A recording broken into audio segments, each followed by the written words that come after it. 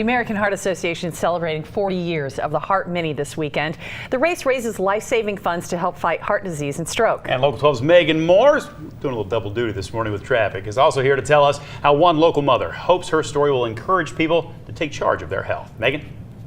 Good morning. Golda Gilkison is a wife and mom of 3, and 2 years ago, she was diagnosed with peripartum cardiomyopathy, heart failure that occurs during pregnancy or shortly after delivery.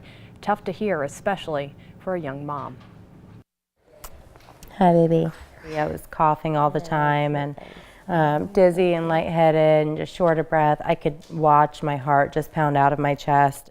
Golda Gilkison had just had her third child, Cooper. I was just super sick, so I went to urgent care, and he was like, it sounds like you have asthma. An x-ray revealed she had an enlarged heart. Concerned, Golda made an appointment with a cardiologist. He tells me that, I'm too young to have something wrong with my heart, that it was most likely just a bad x-ray, not to worry about it, but to put my mind at ease, he would just go ahead and order an echo stress. For years prior, Golda says she complained about her symptoms to her doctor, but went undiagnosed.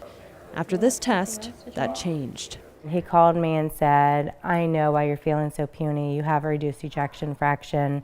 You have peripartum cardiomyopathy. You're in chronic heart failure.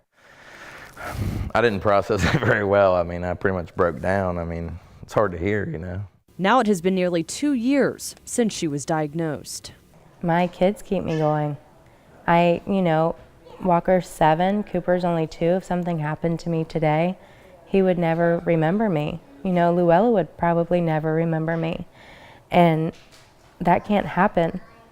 They need me and I need them. Golda says her doctor believes she may eventually need a heart transplant. I'm still holding out hope for recovery. I still think that there's going to be something better that comes along, or, there's other medications that are being researched right now, and there's just a lot up and coming.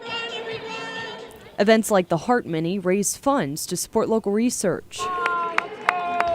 What our drug is trying to do is trying to make the heart beat stronger and more efficiently without overworking the heart. At UC Health, Dr. Rubenstein is researching a new use for an old drug.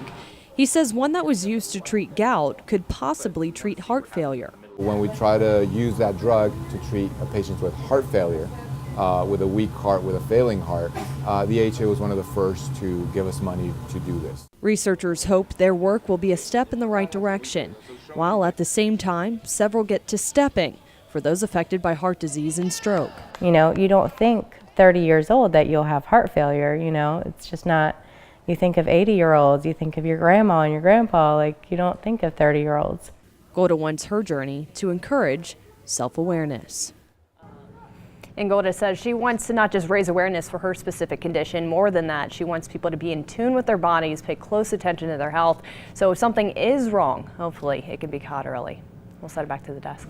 All right, Megan, thank you. Now, the American Heart Association is currently funding more than $5.8 million in research grants at UC and at Cincinnati Children's. Wow. So get out there on the Heart Mini Sunday. Are you going to be out I'll there? be there. John will be there. John will be there.